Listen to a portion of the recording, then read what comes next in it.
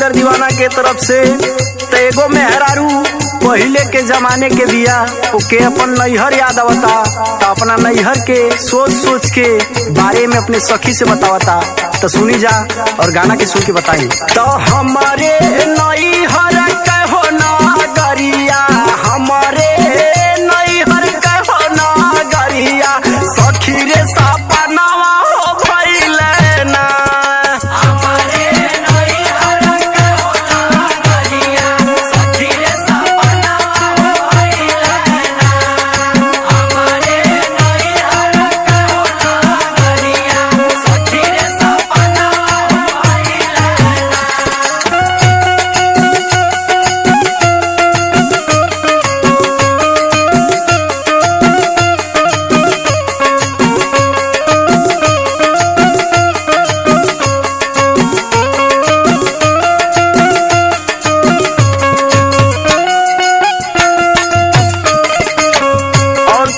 कि पहले के जमाने में का होत रहे।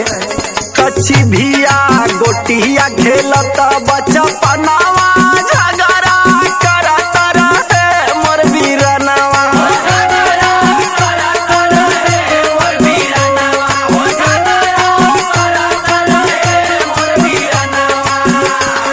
कच्ची भिया गोटिया खेलता बच्चा पनावा, झगड़ा करत रहे मोर बीरनवा। पनिया भरत रही हम कुआनवा,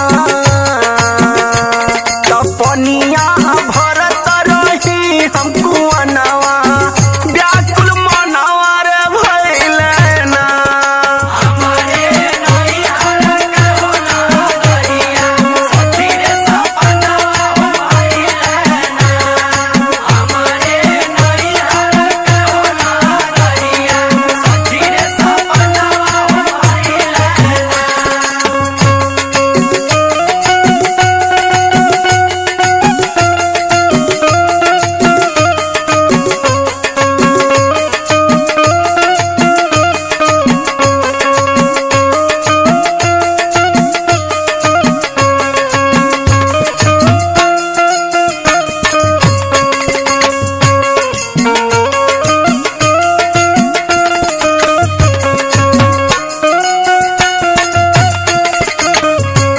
भैया हो चैनलवा के सब्सक्राइब कर दी हो।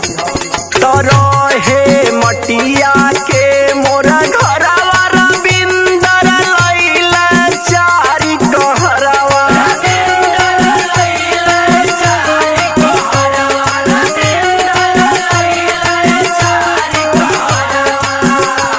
तो रहे मटिया के मोरा घरवा, सती सा लैला चारी कहरवा। के सेठी भइल मोरा गावनवा, तो